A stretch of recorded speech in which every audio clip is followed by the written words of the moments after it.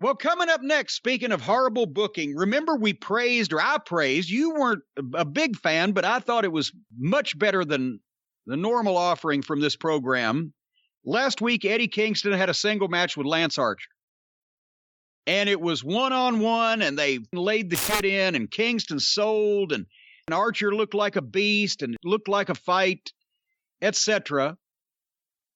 So they come back this week with a lumberjack match between the two of them because last week Kingston fucked Archer. He hit him with a spinning back fist with the knucks on. So boom, he fucked him with a foreign object. So immediately the following week, they come back with a lumberjack match. Okay, for one thing, yes, the foreign object was handed in from outside the ring last week, but a lumberjack match makes no sense in this environment because you have a lumberjack match when either the heel runs out, takes a walk, gets counted out to escape his ass kicking, or you constantly have people jumping into the ring to interfere.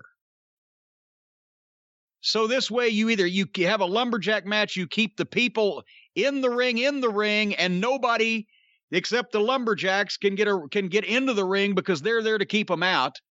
And then, obviously, you're supposed to have an equal number of heel and babyface lumberjacks so that nobody is at a major disadvantage because all their friends are around the ring and none of the other guys' friends. Well, of course, here, nobody is a heel or a babyface. So you can't tell who's supposed to be on whose side. But also, they add to the lumberjack match, Brian, those magic 2 words, no disqualification, which, as we've mentioned, is now a synonym for lazy booking.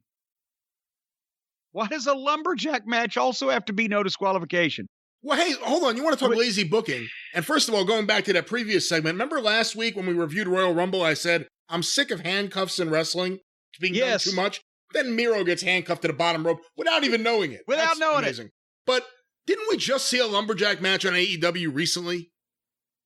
Well, maybe it was just one of those matches where everybody just stands on the outside on the floor and fights and doesn't use the ring. I can't keep track. No, we've actually seen lumberjack matches. So again, we've had multiple battle royals in the last several months. We've had more than one lumberjack match. The stipulations like, you'll be my butler, or we're going to have a lumberjack match, just pop up with no rhyme or reason. Again, going to my argument of, this is a horribly written show. But continue. I forgot to mention before I go into this, there was Shaq comments from inside the NBA on Cupcake Cody Rhodes. He mumbled. He basically said, I'm going to do it about 15 times. And he playfully knocked the plexiglass over in between him and the other announcers with his move, the Black Tornado, which is just like the Judas, except it's Shaq doing it. He's totally not taking this even remotely seriously, and all of his announcer friends and everybody that was watching can tell. This is just a fucking PR appearance, and it's just a hoot for everybody involved. There's no seriousness whatsoever. So they'll love it. The people involved in it, they will think it was wonderful. The fans will all shit on it and fucking take their dicks out and piss on it. Anyway, so back to Archer and Kingston. Last week they had a good match one-on-one. Now they've got everybody in the company around the ring and no DQ and all these people, and it's a fucking mess. And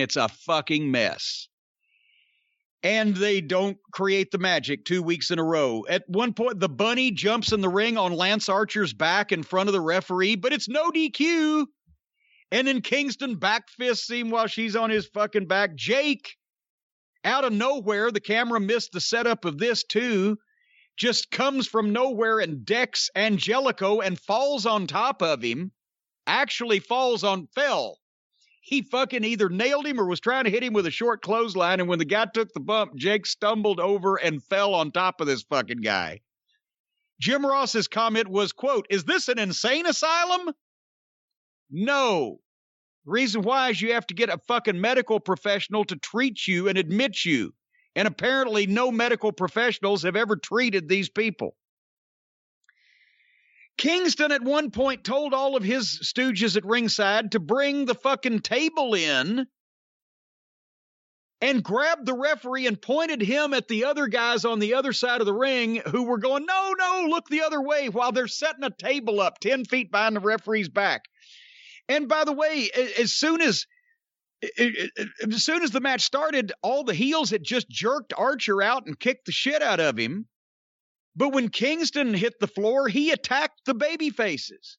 But last week, Kingston worked as a babyface in the match and sold and made a comeback.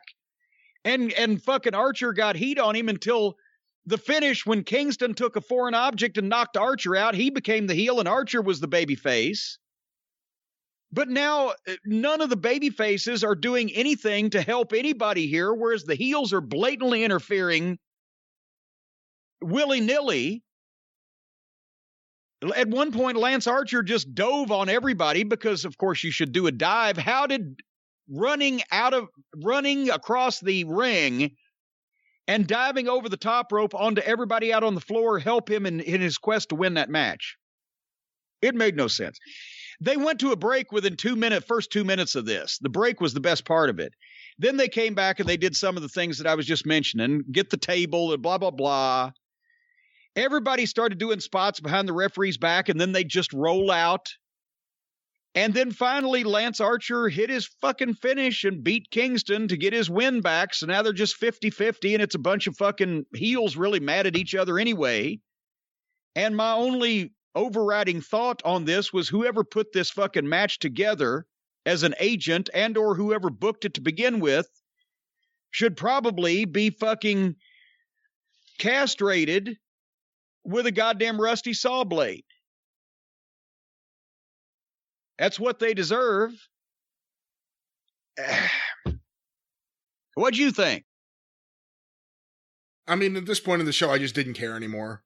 Okay. I haven't cared about this feud.